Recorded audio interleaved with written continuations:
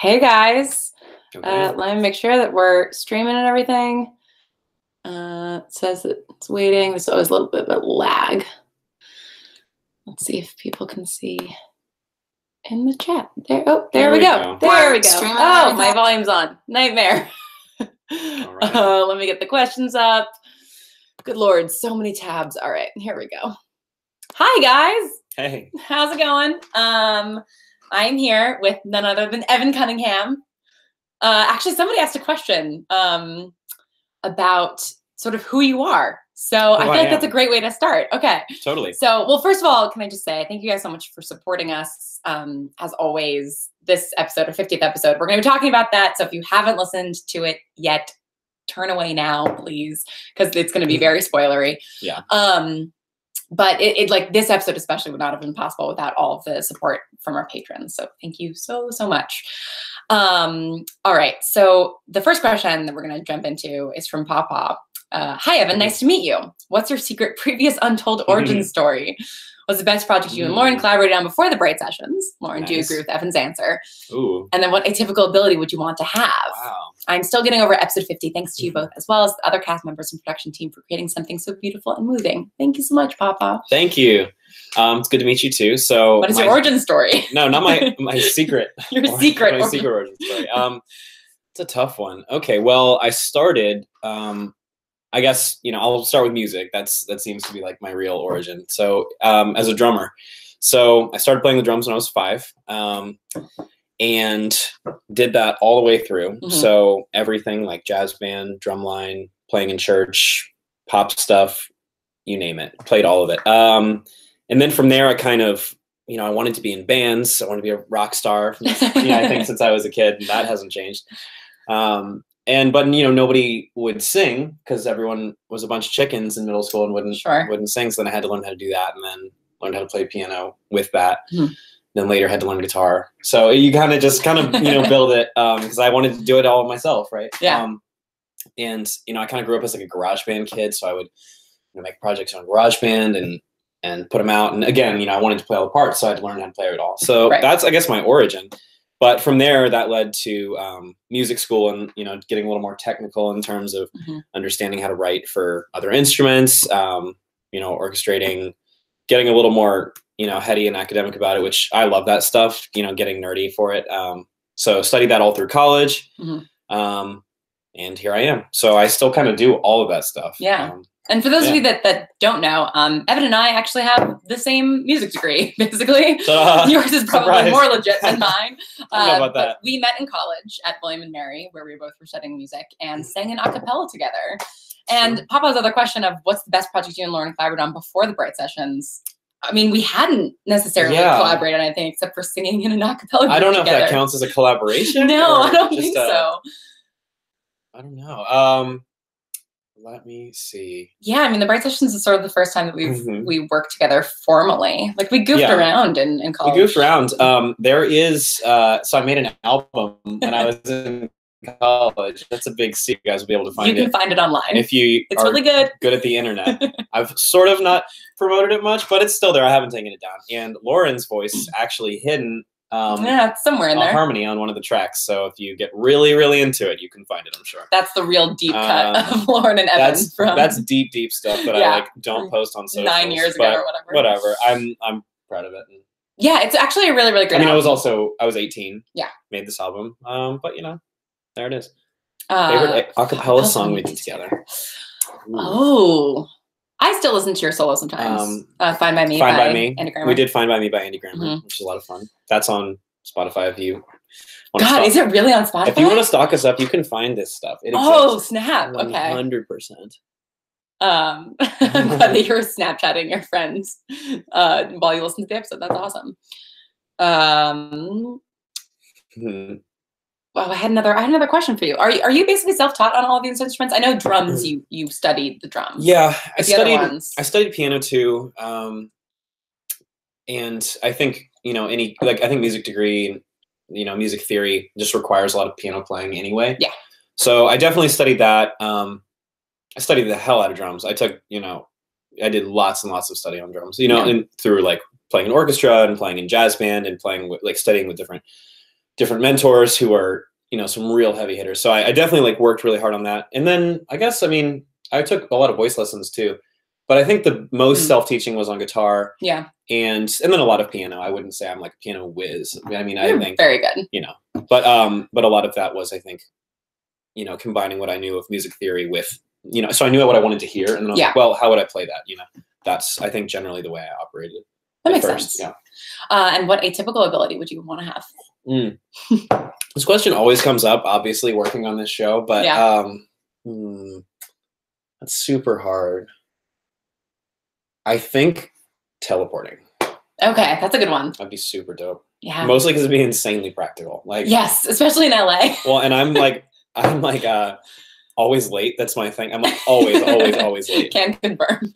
Yeah, I'm guilty as charged. And so game over. I would just be well, let's be real, I would still be late, but it would but I couldn't blame it on anything, I guess. But we live about an hour apart. I'd be less late. Yeah, and it's true. Like we live about 10 miles an hour apart. Yeah, exactly. Welcome. Yay, Los Angeles. I know. Love it. Yes, very LA answer. I love Whiplash too. That was the best. Oh my god, Whiplash. In terms of drums and just like drama, I was like having a heart attack the whole time. Yes. And fun fact, Charlie Ian, who plays Damien, was in Whiplash. I know, it's for like wild. one scene. So wild. So crazy. I remember seeing it in theaters like Sunday night at like 10 p.m. in the theater, right after I'd been in class with Charlie, and I was like, what? But that's what? Yeah. It was so weird. Also loving the percussion mentors equal heavy hitters. Oh, that's good. We love puns here in the Francis Space Room. Oh yeah. So speaking of like music theory and piano playing and all that stuff, a bunch of you guys have asked about sheet music. Do you want to explain that there isn't sheet music for this? Yeah, there isn't sheet music because I played it all. So there's sheet music for the strings. Yeah, for anything I had to have other people play. Yeah. I made sheet music for. So there's like, viola parts if you want those. Right. Which I'd be happy to just send you. But yeah, I haven't like actually like notated everything I've played. I could do that. It just takes a while. Yeah. But I'll probably make lead sheets. Put those out if y'all want to play it by chords. But in terms of like a more formal, like actual piano score, that might be a stretch goal down the line. Down the road when I have lots and lots of time. Which will be never. So I think the key is when we have money to hire somebody. Yeah, or exactly. If y'all want to like buy a big Bright Sessions score book, then let's do that. Yeah. But yeah, lead sheets we're going to try to get out to you guys at some point in the future. Totally. I'm not going to promise near future because we still have to produce the rest of the season, but we're so excited that you guys want to play this stuff. That's awesome. And I know some of you have even started to like figure it out too, which is really, really cool. Okay, let's dive back into this massive spreadsheet of questions. Totally. You guys asked so many great questions. Let's see. Okay, here's like a nice long sort of musical in the weeds question from Richmond. How much thought did you put into what the songs are like as constructs within the genre of musical theater? To me, each song seems to represent a different mood /type /style that musicals often use, like with Rose's I Want song and Mark's Sad song. And of course, there's the fact that Caleb and Adam get the typical love song and the statement that comes with that. Was that intentional, or did it just happen that way because of the characters and who they are /what they want? I'm so glad that you liked the horn brass section in Against the World. That's one of my favorites. So yeah, that's a big question. Yeah, totally. I think the way that it was designed, at least in my head, was to not have the songs step on each other's toes too much. No one wants to hear 5 of the same song. And just by the nature of, we're the writers of all of them, there's going to be some overlap anyway. Yeah. And we want there to be you want a cohesive sound. Yeah, you want it to be cohesive, but you don't want to hear repeats and you don't want to get bored. So I think I was very cognizant of making sure they all had their own sound in terms of melody arcs and stuff, to where, and tempos, keys, things like that, of giving it enough variance. And I think in terms of the mood, that also is there.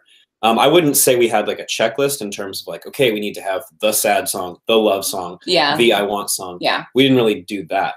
But I think it did end up working out that way. Yeah. And I think, sort of to explain a little bit about sort of the process of how these songs were written.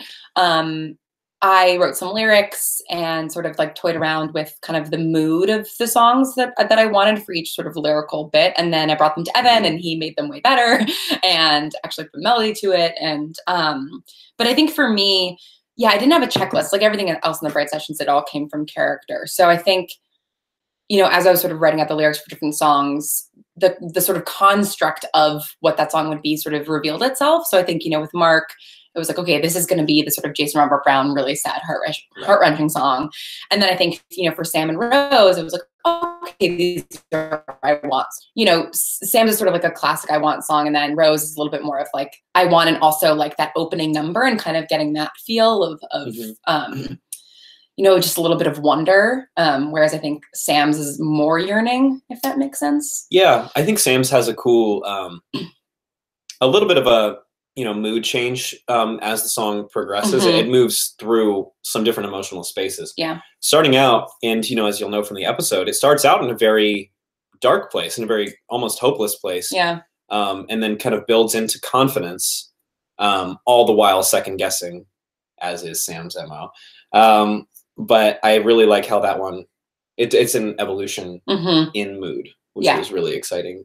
And for Rose's, somebody pointed out in a really eloquent paragraph, the almost disturbing nature of the lyrics, you know? Yeah. Because again, Rose does have this kind of ego that is like just kind of unleashed throughout this episode. Yeah. That, you know, Dream Green keeps just kind of laying into her about like, what are you doing? And, you know, I love how, you know, we do have this kind of wondrous, I want a little bit Disney song that's, you know, super exciting when you first listen to it. And it's, you know, Alana just blows it out of the water, right? But then, you know, if you do, you know, you go back, you listen to the words and you start to see all of it and you're like, there's all this wonder and all of this kind of like boundary pushing scariness. Yeah. Yeah. It's been really fun to see this sort of moral debate that's going on about Rose right now. Cause I think absolutely like the sort of the like confidence that you were describing or the arrogance, like that's something that I'm always telling Alana to lean into when I'm directing her in scenes is like, arrogance, I think, is sort of a tentpole of Rose's personality. And I think in her element in this way, it's like, there's definitely some edge to it. And that's why it's really fun to sort of wrap it up in this like very sweet Disney-ish package. Oh yeah. But there's some layers to it. Totally. Yeah. But I think in general, like, you know, musical theater is sort of like my first language in a lot of ways. And so I think that there are a lot of tropes and things in this episode that are very true to sort of the musical theater tradition. Some of them are intentional and some of them I think are just like that was not necessarily a thought process, but more of a subconscious thing that I was doing just because I'm so comfortable with that format. Totally. I guess. Totally. Yeah, she's definitely not 100% innocent being. She's definitely problematic. Well, that was what was fun about Dream Green too, is that he's like, that is Rose, right? And like that's the part of her that's being like, this is not a good idea. You shouldn't be doing this. And in so many ways, it's such a great storytelling device because, you know, Dream Green is what I'm thinking as I'm listening to it. I'm like, that's what I was gonna say. You know, yeah, you shouldn't be doing this. So perfect. Yeah. Having Ian perform that, like when we did our table read, he just it was amazing. Such a just getting to unleash Agent Green's sort of personality was really fun. Said something with a sadder reprise. Surprise. Yep. Yeah. Yeah, that rephrase was like a last minute ad. Totally not planned on. Yep. Because the craziest thing is obviously Ian's brilliant, and we loved everything he was doing, and he can sing. He's got a beautiful voice, as you guys know. We knew he could sing. And it was like, this is going to be such a waste if Green doesn't sing. Yeah. To have him be featured in this episode and not sing, and you're like, well, let's take the first song and make it creepy and warp it. And I wish because I part of, I think, the intention of, so somebody asked, this is sort of related to the question that somebody asked. Let's see. Shivangi asked, did you know that when you hired the actors, was a musical episode something you ever foresaw in the future? What gave you the idea? So definitely the people who ended up in the musical episode, you know, had to do with the actors that could sing and could sing well. And some of that was just luck, you know, like I think especially, well, I mean, okay, out of all the characters, I mean, Briggan from day one. Briggan I knew Briggan sang. I knew that Ian sang. Rose was a bit low-key cast because we knew. Yeah, Alana was cast essentially because I talked about this a little bit in a couple of different places. I feel like I've done so many like interviews in the past week about this episode. So this might be a repetition for some of you. But a couple years ago, I was talking with, in terms of what gave me the idea, I was talking with Ben Acker, who's most known for probably in the podcast world for Thrilling Adventure Hour, which was the show that ran for like 10 years and is amazing. We were just at coffee talking about stuff, and he was, you know, kind of talking about doing podcast live shows. I was like, have you ever thought about doing a live shows? No, I don't know what that would look like. It's not interesting to watch two people having a therapy session on stage. I mean, that's the reason the Bright Session works as a podcast, not a play, you know, or a visual format. And he sort of suggested, he was like, well, what if there was, I don't know, what if there was an atypical who like could do something weird, like, you know, go into people's dreams or whatever. And like, that's the sort of strange, you know, surrealist live show that you could do. And that just stuck with me. And obviously it didn't end up becoming a live show. Because my first thought after having that conversation with him was like, well, what if then if all the rules are broken, right? What if we did a musical? And so it's been something that's been on my mind for a couple of years. And then in season 3, when I was thinking about the character of Rose, I sort of knew that she was going to be our way in. So I cast Alana because I knew that she had a singing background and that she has an amazing voice. And without necessarily knowing that that we were ever going to use her, but just kind of having her there just in case. And it ended up working out super well. But yeah, I mean, Alex is in bands and stuff, which I didn't know when I cast him. But, you know, then, you know, over the course of getting to know him was definitely good of like, oh, okay, well, both Brigham and Alex sing. So them doing a duet at some point would be great. And then Andrew, you know, hadn't had much singing experience at all, I don't think. I know he did some stuff way in the past. Yeah, like some musicals and, you know, in college and stuff. Yeah, but we did some kind of early tests and, you know, playing through some stuff and we were like, oh, this is going to be great, you know? Yeah, I sent everybody an email over the summer being like, who is willing to sing and who feels confident in you know, doing so, and sort of picking from there. But Ian, so he was one of those people that I wanted to get to sing, and so I put Agent Green in there. And then I realized with the narrative, I was like, well, there's no reason for Agent Green to be singing his own song because he's not actually himself. Totally. So then, yeah, putting that reprise in was super good. Fun. Yeah, because Ian's just so great. Mark's song is my favorite. Mark's song is our favorite too. Yeah. I think. Oh, I mean, that one was such a blast to write and just kind of get into something that I think, you know, I've talked to a bunch of people about it in terms of being. I think it's really.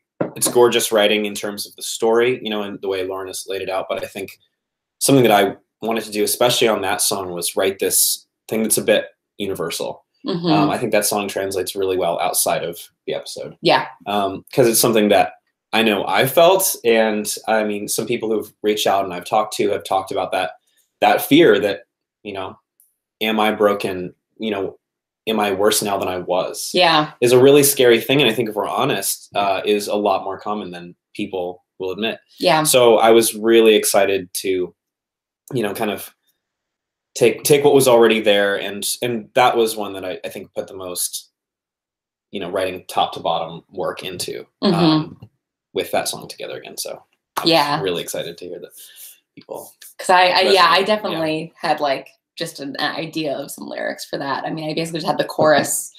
Totally. And then, yeah, you're so right. That is sort of the most universal of that thought of like, thanks, Brandon. Oh, I'm broken and like, that is the way that it is. But what if that's always the way that it's going to be? You know, what if there's no way that it can ever be repaired? You know, and I'm, you know, of course, like Andrew and Julia in that scene just absolutely killed it. The recording was brutal. Amazing. I think and I've done a bunch of these interviews too, so I'm repeating myself. But the biggest bummer is that y'all can't hear. Like there are like 5 takes. Like 5 songs. Like such good takes too. And, like, and every take I'm just like buried further into the ground as I'm just sinking. Yeah, completely. Yeah, same. To record that. We recorded all the songs on one day and all of the dialogue on another day. And obviously Julia not singing, but didn't have to be there on the song day. And so I kind of like stood in for her so that Andrew had somebody to sing to. Yeah. And like that was, like I've done a lot of like hard emotional stuff in performing in the show. And I wasn't even performing in that scene, but just like 100%. having Andrew sing that at me and with like do what he eye was contact. doing. Yeah. Unbelievable. Brutal. And I'm over here, you know, playing the song Right. on the piano, just trying to get through the damn song. Yeah, you had a much harder job. You know, I have to like, you know, I'm in like producer mode. I'm like trying to like, get it all right, you know, and do all the right things. Meanwhile, like human me is like a bawling wreck inside my head, but I'm like, no, keep it together. Yep. It was really good. It was a lot of fun. Bonus content of, oh, you mean the takes? 5 takes, I doubt it. Okay, yeah. In the behind the scenes video, Julia. So yeah, I don't know if it was you, Jenna, that commented being like, "Is Julia the biggest crier in the cast?" And yeah, totally. She totally is. 100%. Absolutely, without a doubt. The amount of times that we've spent just in this room, just crying at each other is a lot. But I love it because there's a few times that Julia cries in the behind the scenes feature. At least 2. But wait, what was it? And then the listening party. I think there's a shot. Oh, that's true. Yeah, I mean, I was there, but I remember that. But I think it's kind of nice. It does open up. It kind of lets everyone emote more. Right? Yeah, I love that. Like, yeah. So she was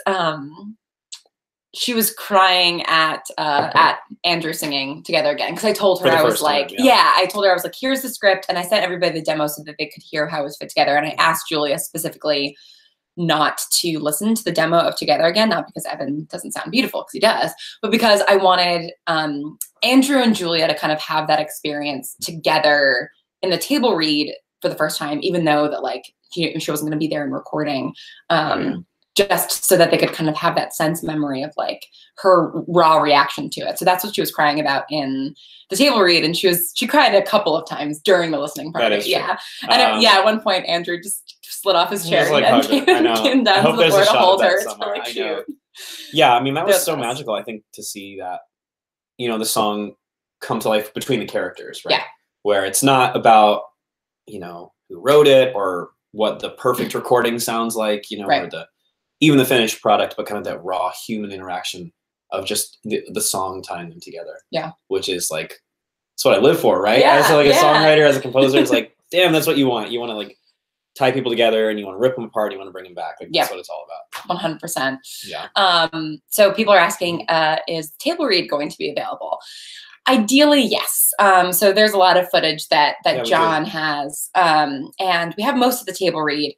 I don't know what the audio for it is going to be like, because obviously we were just, you know, doing table read, and John was just there to sort of shoot it. I have no idea if the audio is going to be really usable, but that's definitely something I want to make available to you guys at some point. And then John's also working on some, like, because we talked a whole bunch to him about the songwriting and stuff, so he's working on some more behind the scenes stuff, but you know, that's all will be sort of trickling out over the next couple months probably. So I can't really give you an ETA on those things, but ideally, yes.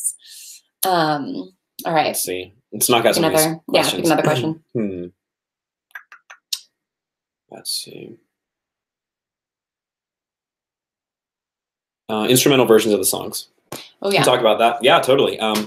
We've got them. So I'm totally down to just release them on, you know, the Patreon, whatever. Cool. Great. So those will be coming to you guys. I'll send them over. Yeah, totally. They're really, really great. I want to listen to them too. Okay. This is another good, like, difficult in the weeds question from Richmond. Totally. When writing the lyrics and to a certain extent the music, how much did you consider Rose's perceptions of others, and how would that influence their songs/dreams?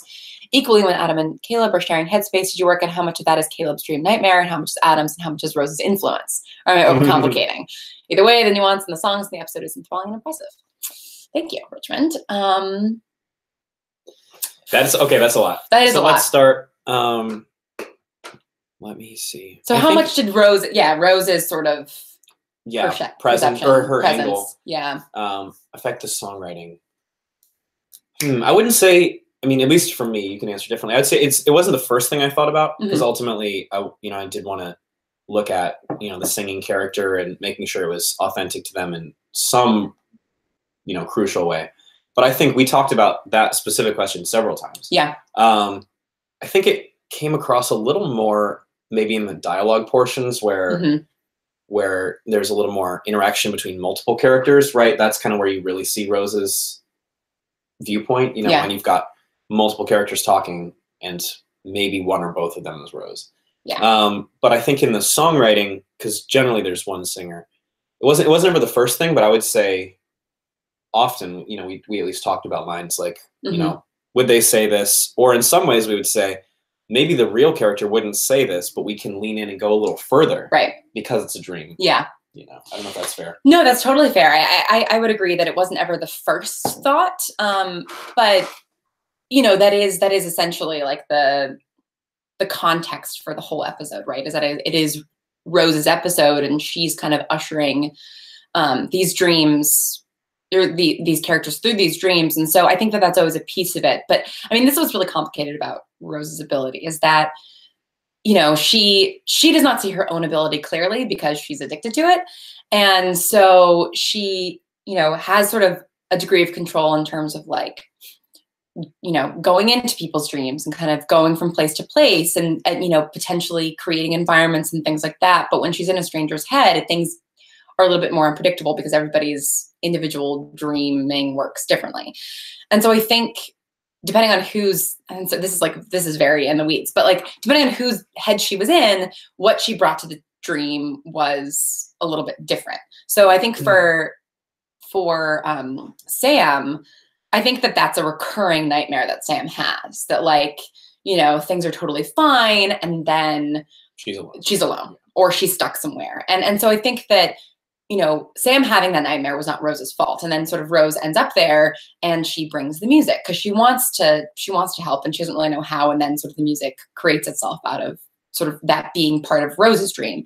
Whereas I think for Caleb and Adam, I think Caleb probably would have had a musical dream that night anyway, you know, because he just finished. Caleb has a musical dream every night. Yeah. I think he's definitely had them before. Yeah. And so what she brought to it was that big change in that song. And I probably think that's the most that I thought about what Rose's influence was on any of the songs was in the Caleb and Adam duet and sort of that big shift that happens there. Because she's then essentially carrying the emotion of Sam's dream to Caleb's dream. Totally. And that kind of influenced his song. And in terms of how much is Caleb's dream / nightmare and how much is Adam's, basically up until the point that, you know, when the song is totally cheery and happy, like that is all Caleb. And then Adam sort of his subconscious kind of starts to sneak in at the end there, but it is mostly Caleb. I hope that answered your question, Richard. That was a great question. Totally. Very complicated. Jenna asks, if this is a spoiler, ignore, but why were Adam and Caleb able to share dream space? Is it because of Caleb's power, Rose's marks? Yes. It's kind of yes. It's kind of all of this isn't a spoiler because it's not a huge plot point moving forward. There's a little conversation about it at one point, but essentially like Caleb and Adam are just always really connected, especially with Caleb's empath ability. And Rose is able to go into subconscious, as we know. And so in sort of watching Caleb and Adam sing the song, I think she was sort of subconsciously reaching out to Adam's subconscious. And because of Caleb's empathy, it's like a projection of Adam's subconscious. So which is why he kind of gets that head rush and why he ends up humming Against the World at the end of 49 is because it's happening on a level that he can't interact with really. But he is in there. But he's there. Yeah, he is in there. It's not like, and they say, you know, that didn't feel like Dream Adam, you know, because there is some real Adam in there. Yeah, for sure. But it's not because he's been experimented on or because he's atypical. I know people have been wondering that. Everybody thinks that. I know. He's totally normal. Let me see. Did you write the music or the words first, or was it very back and forth the whole time from Kate?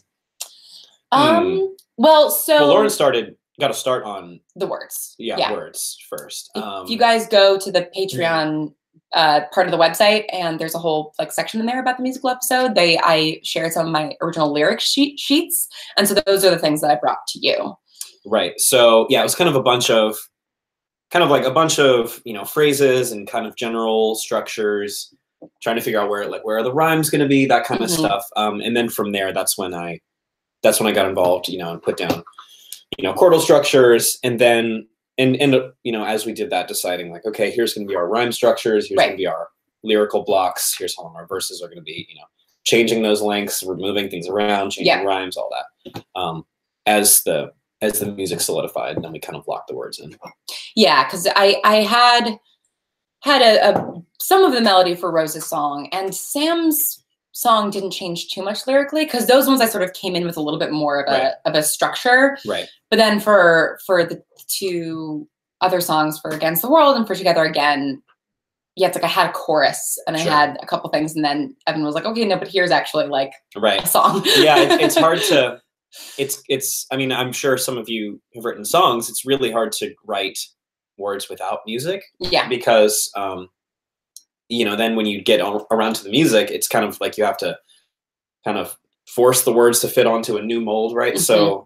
So yeah, I think it was a really cool kind of synergistic process of melding these two things together and, you know, figuring out where these words that Lauren already had are going to fit and making them really work. Yeah.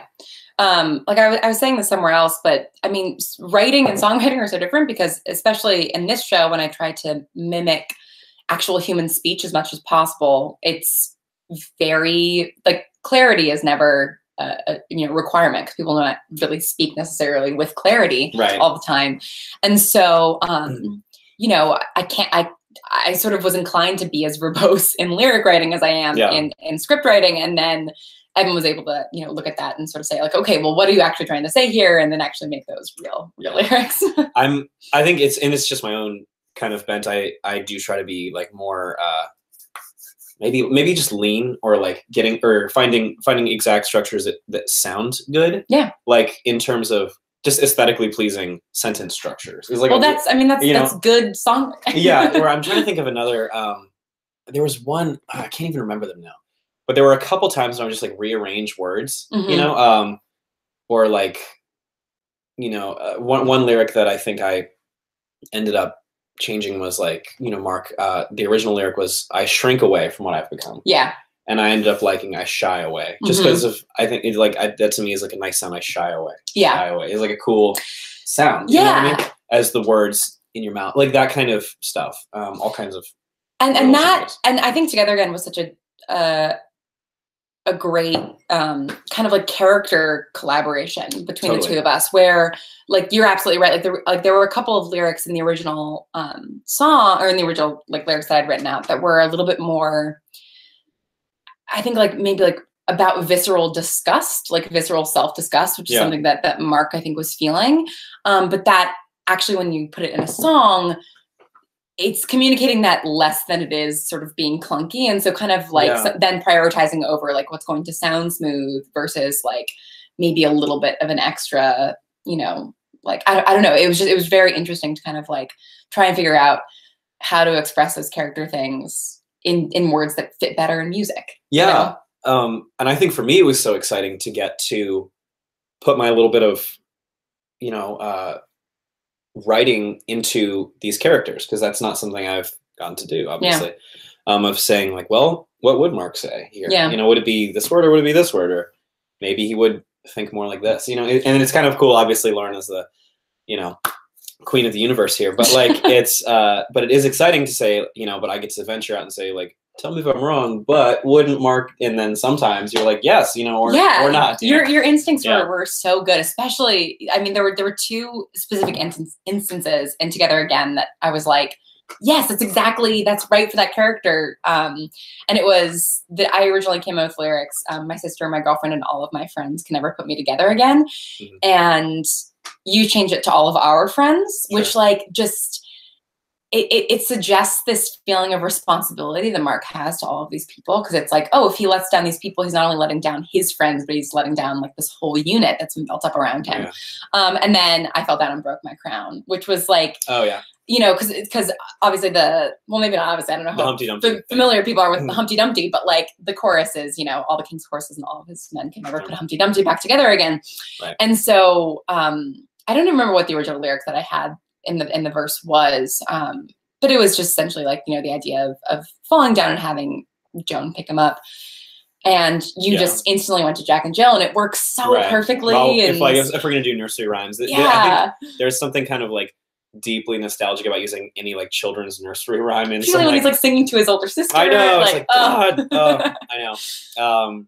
Yeah, those were the two that I really those were some good moments. Just shown me like that, you know, you understand the characters, you know, as well as anybody. And this format, you know. Yeah, I think it was so fun to get to, you know, kind of dip my toe into being like, oh, I like affected these characters a little bit. Totally, yeah. All right, let's see. From Marta, did you write any other songs for characters who weren't featured? No. Nope. No chance. Nope. I would love to do more, but it just takes so much time and so much bandwidth, I think, to really go into that character exploration, let alone the actual songwriting. And then the rehearsals and then the rehearsal, yeah. So no. And narratively, there wasn't really any other character that we would have. Yeah, I had the script before we started writing. You know. Yeah, you would like half the half. So, well, 3/4. Right, exactly. Yeah. So I like kind of knew who we were working with. Yeah. I definitely, thought about it in writing the script and sort of figuring out the story and figuring out who was going to sing. I definitely had thought about getting Wad's within there in some capacity. Alex Marshall Brown doesn't necessarily sing, but getting her, sort of in a scene or something in a nightmare. And then I realized that Joan wasn't actually going to be asleep because Joan wouldn't fall asleep when Rose was there. Sure. And it was the same thing with Damien, where it was like, well, he could show up in lots of people's nightmares. I mean, everybody there would have a reason to have a nightmare about Damien. But it just got too overstuffed, I think. And then that ended up being a blessing because Charlie wouldn't have been able to record it. So it ended up working out fine. I think on some level, we're like, I think our ambition was already so high. Yeah. So high. They were like, oh, I think let's keep it simple. We were pretty maxed out by the end of it. Yeah. What were the most challenging? Sorry. No, I was going to say we had like a text thread that was just going between Lauren, myself, and Misha, and just blowing up at like odd hours of the night. Yeah. Just being like, okay, it's 2, I'm going to sleep. I'll talk to you guys at like 8 when I get up again. Yeah, the last 2 or 3 weeks before the episode came out were bonkers. The last week right before was truly nuts. Yeah. Okay, from Heather, what were the most challenging and most fun / rewarding aspects of putting together a musical episode? Most? Well, I mean, I feel like I need something more specific than like the best part was like, we have a musical episode. Yeah. It's amazing. I think hearing the songs from everybody, like all the way done, like mastered, finished with all the little tweaks you wanted to get right fixed is just like the best feeling. Yeah. Because on some level I think kind of block out all of the painstaking editing, right? Yeah. And then you can experience the magic again, like as a listener. Yeah. Once you've done all that editing, you've written the words, you've recorded it. I'm sure it's like every episode. Then, you step away from it for a little bit and then coming back and hearing it fresh, it's something alive and it's something that has a life of its own. Yeah. And so that is by far the best part for me. Yeah. What was the most challenging, do you think?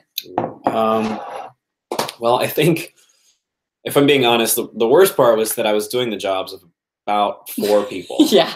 About 4 people. So, I would like write the songs, which is, that's fun and that's great. And then, arranging them is not super hard. You kind of sketch out the stuff. But then in terms of like, I guess the different jobs. So the orchestrations took a lot of work. I mean, I think creatively you have to make the choices of saying like, okay, where do we want strings? Where do we want horns? Do we want drums? We want marching drums. We got a horn section. We've got low brass. What are we using? And I was not super helpful in that process because I was just like, which is great. Here's some vague ideas about, and I like this. I don't like that, Totally. Which I think. So it was really Lauren's like the best director in that sense of that. Like, it can be a little annoying if someone is like stepping on your toes. Like, I need a clarinet in 245, and nothing else will make me happy. So it was really great. I love that. I mean, I think when everything's on the table, you can do whatever you want. So we did. We used, all that stuff. We used guitar. Lauren was awesome because she would give great little directions. She's like, oh, for Against the World, what, I'm kind of thinking pop song, right? And we're like, all right, great. So like, let's do guitar. So that was exciting to write. I think what took a long time for me was just in terms of the actual like copyist work of making the scores, the orchestrating of like literally writing intonations on string parts. Yeah. It just takes a long time, and you have to get it right because when you get all your players in the session and the clock's running and you're spending money, you can't be like, oh, surprise, my sheet music doesn't make any sense. Right. And then you're like, all right, well, whose job is that? And obviously it's mine. So I think, that was I think that was hard. And then to turn around to come out of orchestration and engineer it and then mix it. Yeah.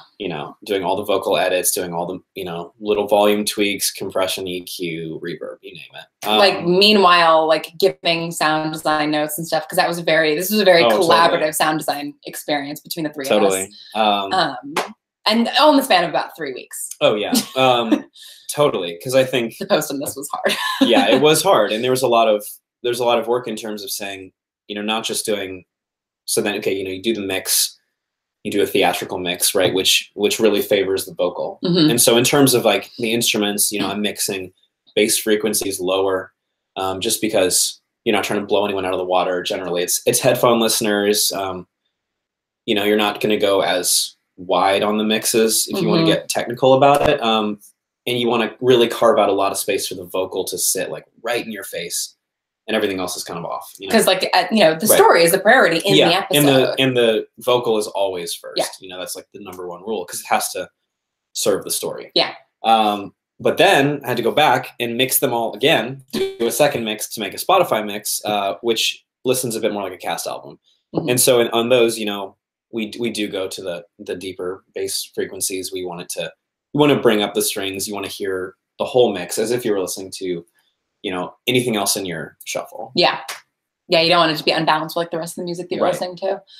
I think the most challenging thing for me was just, I am the sole sort of producer, on the show. I mean, Misha obviously does the sound producing, but in terms of like running a production, that's always kind of like the thing that's challenging, because it's that kind of like, the scheduling and the coordinating and the, sort of staying on top of things always takes like a lot of energy, and kind of like knowing where everything is and what needs to be done when.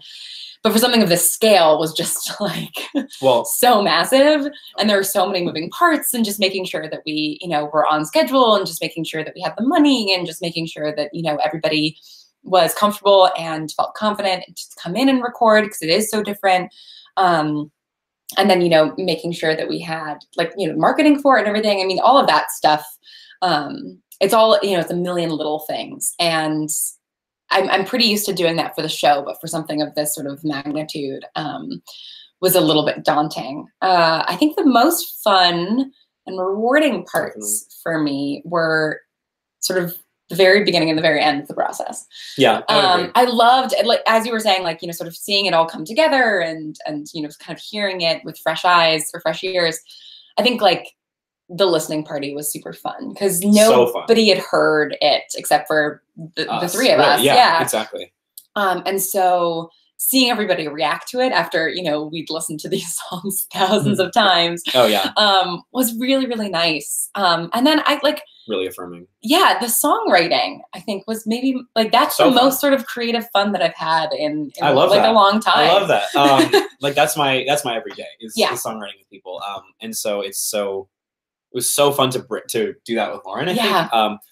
Yeah, just so cool. Yeah, because like I said, it's like you had a totally new but accurate perspective on the characters, and it's interesting. This is really the first time that anybody has had character influence in writing in the Bright Sessions. Like this is the first time we've had a co-writer for an episode, basically. Yeah, crazy. Because obviously the actors bring a lot of ideas, and Misha will have ideas.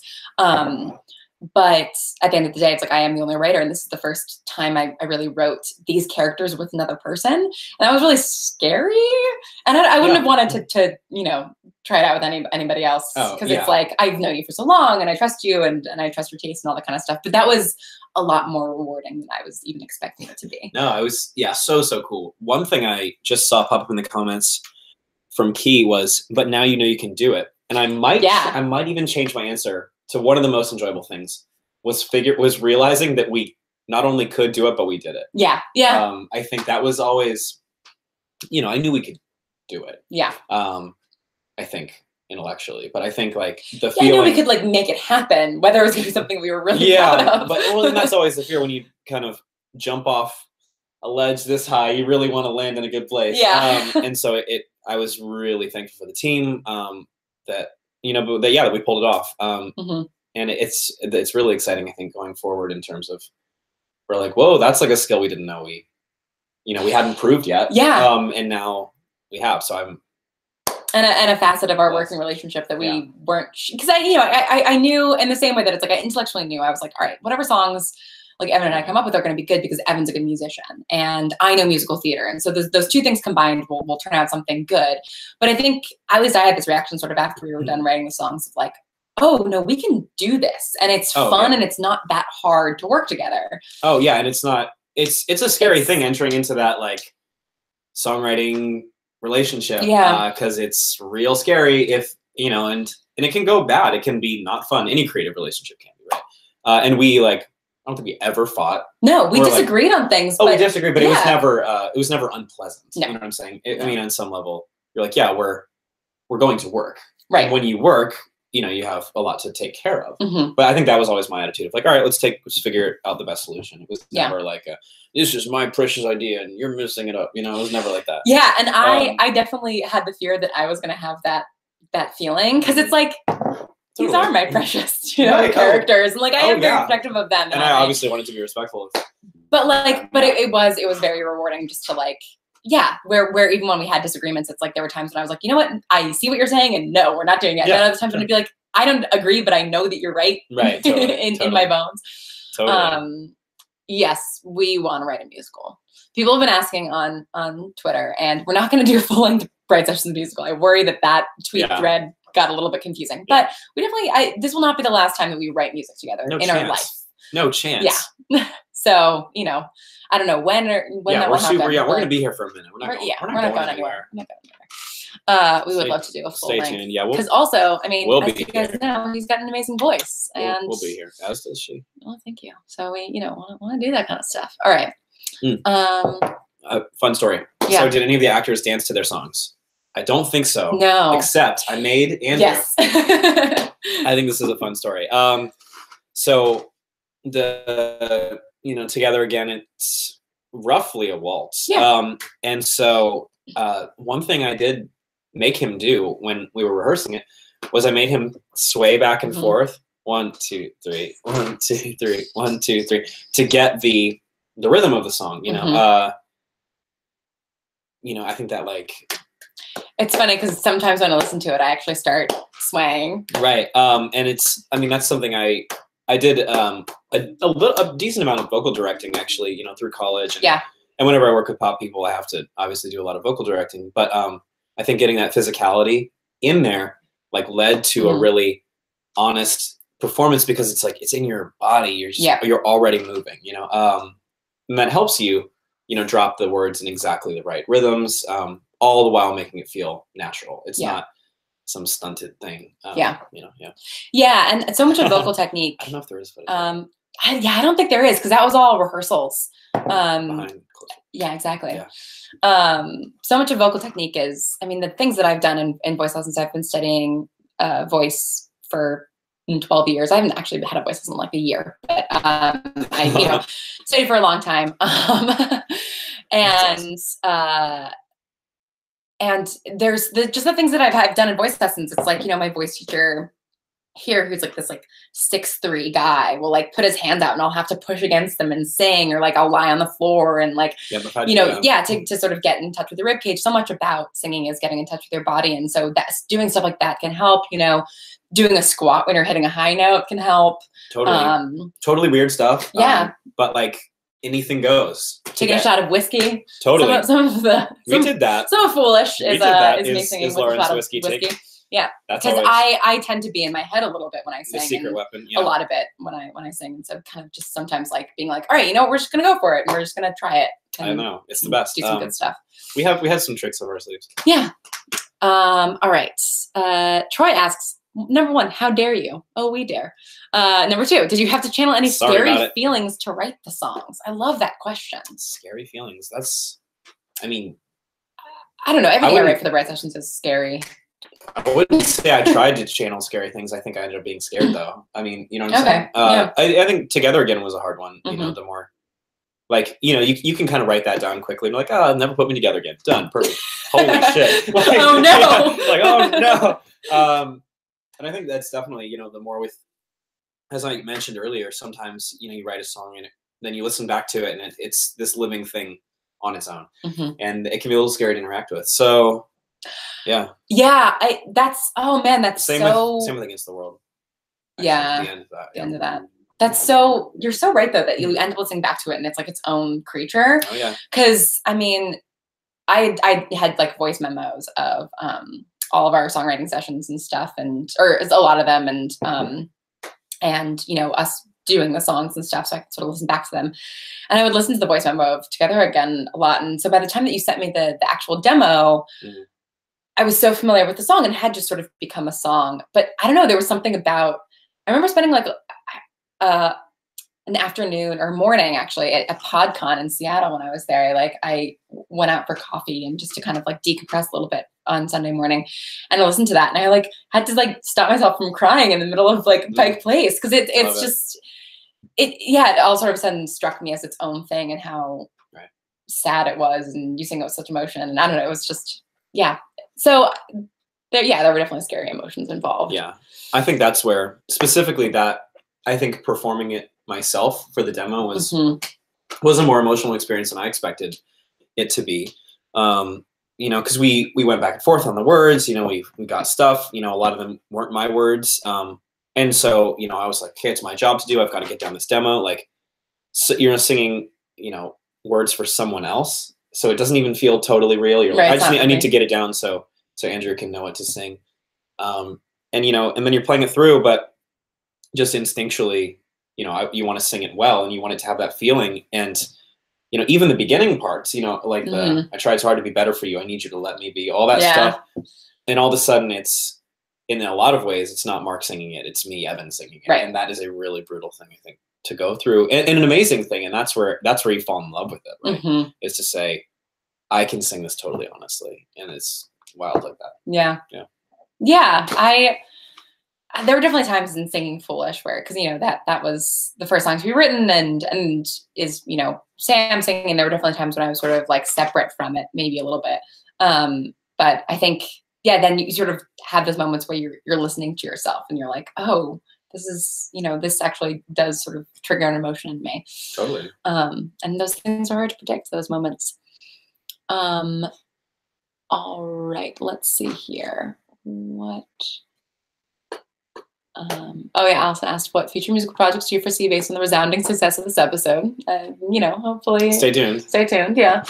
As many as they'll let us do. Yeah, exactly. The powers that be. Let's see. We've answered a lot of these, kind of what we've been talking about.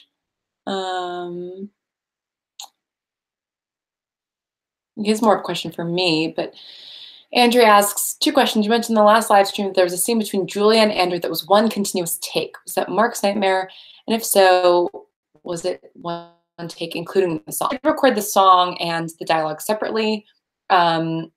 The dialogue that ended up actually is one take, I think, of the nightmare for the most part. But I actually think that the last live stream, I don't remember exactly what I was talking about, but I think maybe it was in episode 49, actually. It's their conversation in the kitchen. That's all one take. That's what it was. So yeah, there you go. Yeah, they do a lot of times. They do one take. Just it's like always their like third take that is just they lock in and it's perfect. Yeah, it makes my job much easier. And yes, orchestral versions will be coming. Yes, soon, probably by the end of the week. Right? Hold me to it. Yeah. Yes. We can probably do that. It should not be an issue. Okay, we've got about 10 minutes left. So if you guys have questions, please ask them in the chat, because we've actually have answered a lot of these, which is great. And just talking about, so Melissa asked, and with the knowledge that I won't answer, but will Mark ever take a trip like Sam does? Also, I know you won't answer, but I feel like Sam is going to propose to Mark because she said she's going to ask for more. One more question. How do you promote a podcast when it's very new? Can you network out to well-known podcast makers? How open is the community? So the first part of the question is I'm not going to answer. In terms of Mark taking a trip, I'm also not going to answer that. But I will say that episode 53 focuses largely on Sam. So some of those questions will be answered in that. As far as promoting a podcast, the community is very open. Audio drama people are very, very friendly. Reach out to the people that you like and ask them to listen. You know, don't like mass email people or mass message people, make it personal, but definitely become part of the community and talk to other listeners and stuff. And follow David Reinstrom, who does Radio Drama Revival on Twitter, because he's the best and he's super tapped into that whole world. I love that so many people think that Sam was going to propose to Mark. That's so interesting. Yes, okay. A couple people asked about Once More with Feeling, the Buffy episode. Have you seen that episode? You know, I haven't.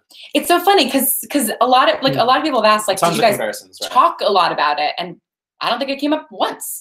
Yeah, I mean, I guess we talked about TV shows that have done musical episodes. And so obviously Buffy came up. I have seen it, and right. I would say that it probably influenced, just in the sense of, like, I know, making. I think sometimes in musical episodes, it's stuff that the music is sort of separate from the action that's happening. And what I like about the Buffy musical is that they actually are singing, and it's like the characters themselves are, you know, making music, because there's this like music making demon who comes, like, makes everybody sing. And so I think having the music sort of really exist in the universe is sort of the thing that I took from that. And then definitely the reprise is, you know, there have been lots of comparisons to the last song and Once More with Feeling to that. And I think that's pretty apt. But yeah, we weirdly never brought it up. And I mean, I haven't seen it. So I think it was, I actually made a concerted effort not to watch a bunch of musical TV shows before, because I didn't want to get too influenced. But no, it's a great episode. Yeah. And I mean, and I think somebody asked, Scott, in the Bright verse, if there's inspiration from Buffy. I mean, I think Buffy is one of those sort of like seminal shows, like the X-Files, where if you're writing sci-fi or fantasy, like, and you've seen those shows, and I you know, grew up with those shows. And I have seen it's going to have an influence. A good bit of Buffy, just Mark is totally Buffy in that episode. That is true, actually. That's exactly who he is. What do you think she's going to break up with? Oh man, so many people wondering what was going to happen with Sam and Mark. I'm not saying anything. Let's see. Are there any other questions that Ariel asked? Answer this one, Yeah, how has music influenced the development of the Bright sessions? I mean, you guys know my mixes. You've seen all my mixes and seen my. This is Lauren's actual superpower is like mixes. That is true, actually. That's the first gift I ever gave to you was a playlist. Yeah. Wait, I need to tell this story. Okay, all right. With the last couple minutes, and then I'll let you finish your answer. So for our a cappella group, Secret Santa, my freshman year of college, Lauren got me, and she made me a playlist that every song title, it was my whole name, which is Evan Cunningham. Every letter in my name, like, had a song that started with that letter. Yeah. Listed them all out. And she knitted me a scarf. Game over. I didn't get you a scarf. Best ever. I still have it. Do you really? I still have it. I never wear it because you live in LA. Not cold here. Yep. Yes. Yes, is that a thing that people do at me? If that's a thing that people still do, of like spelling out something. Knitting scarves? No. Not knitting scarves. No, they don't. Spelling out something in a mix CD, because that's something that I did a lot for people. Best ever. And like either like happy birthday or you know, their name or something like that. And that may or may not be a plot point in the Bright sessions coming up. Amazing. So I hope that is something that people still do. Amazing. And yeah, so you know, I'm making playlists is my superpower. And so definitely it's a huge part of my writing process. And yeah, I mean, it's sort of impossible to measure how it's influenced it, but on the subject of Sam and Mark, I've been listening to a mix I made for them for season 4 back in like August or something. I mean, I've been working off that mix for a while. And I'm not going to release it yet because it is maybe like a spoilery mix, but that will be coming your way probably in June after the show ends.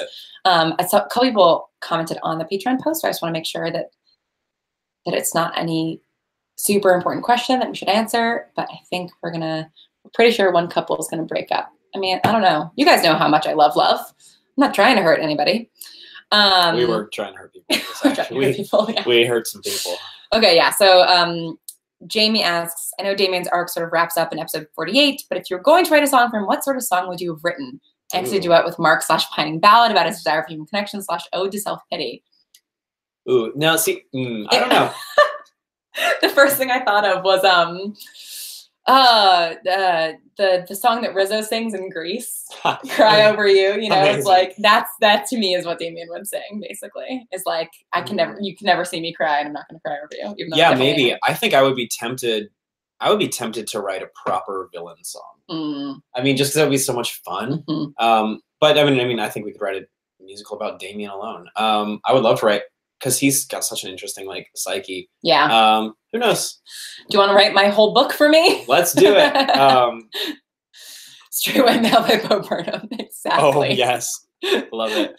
And also for Buffy comparison, it's like Spike's song in it's all about how he just wants Buffy to leave him alone because he loves her too much. Oh, it's like I love it. Like that. That kind of Damien stuff is definitely heavily influenced by Spike. That is something that I can say is like a direct Buffy influence. Probably when amazing. And then we kill Agent Green. I love Agent Green. No, I'm kidding.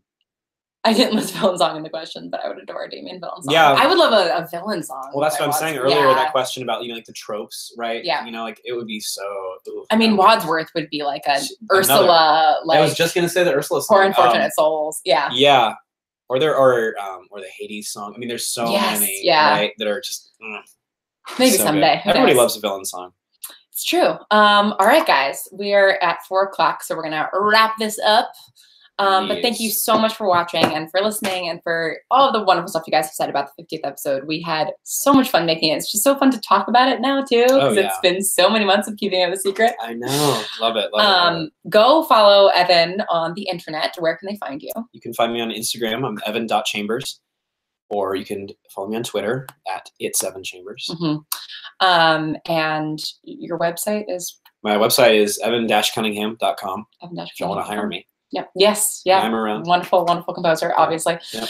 And go listen to his band Far Places, which is at Far Places Music. At Far Places Music everywhere. It's really great.